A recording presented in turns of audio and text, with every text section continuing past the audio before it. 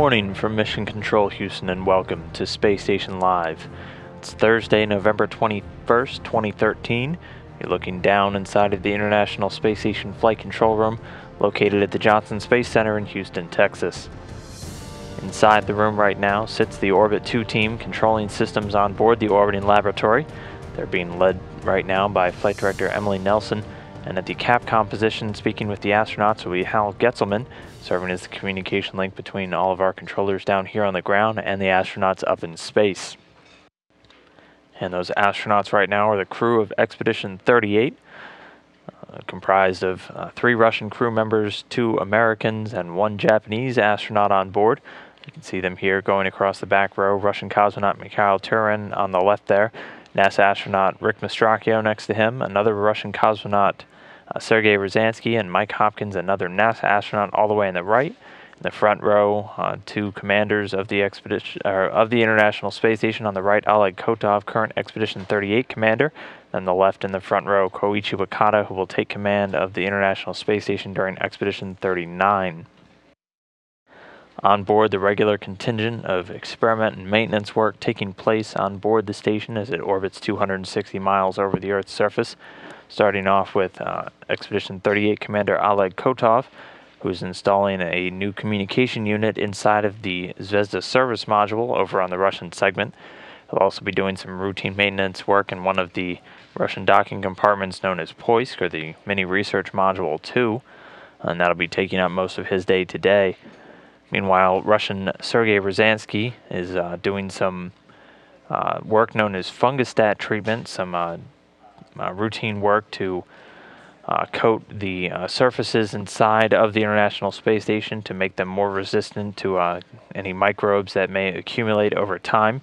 He'll be working inside of the Zarya module, which just yesterday celebrated its 15th anniversary since launch in the beginning of the International Space Station in space. Meanwhile, NASA astronaut Mike Hopkins, upon waking up this morning, taking a number of blood samples and other biological samples for a few studies on board for the Human Research Facility and also the Pro-K experiment, a dietary experiment which looks at decreasing the ratio between protein and potassium in the astronauts' diet to try and combat the bone loss that the astronauts are typically subjected to while in microgravity for long durations of time. Aside from that, also doing some more astronaut health studies today as Hopkins will be doing some ocular health scans using the station's fundoscope to do scans of his eyes, and also joining him in those scans will be his fellow NASA astronaut Rick Mastracchio and Japanese astronaut Koichi Wakata. The third Russian on board, Mikhail Turin, started off his day working on the Russian virtual experiment, which looks to gather new data on the mechanisms of sensory interaction and sensory adaptation for these astronauts, how well they're able to adapt during their long-duration space missions.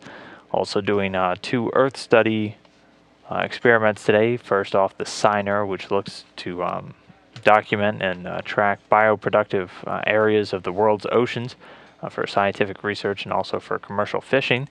Also working on the Uragan experiment, which uses the International Space Station's unique vantage point to serve as a monitoring system for areas where natural and man-made disasters are forecasted, and helping to relay information to authorities whenever these unfavorable events transpire.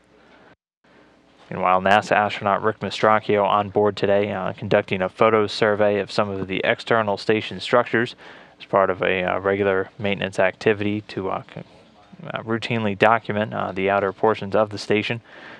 He'll also be doing those ocular checkouts alongside Hopkins and Wakata as mentioned.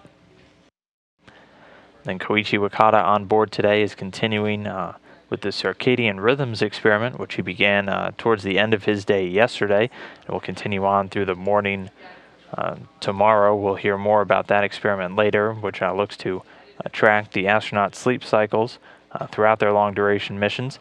Wakata also continuing his work with the Capillary flow experiment, fluid physics experiment on board that looks to investigate the force known as capillary force, which in the absence of gravity is a powerful tool for transitioning fluids along different delivery systems.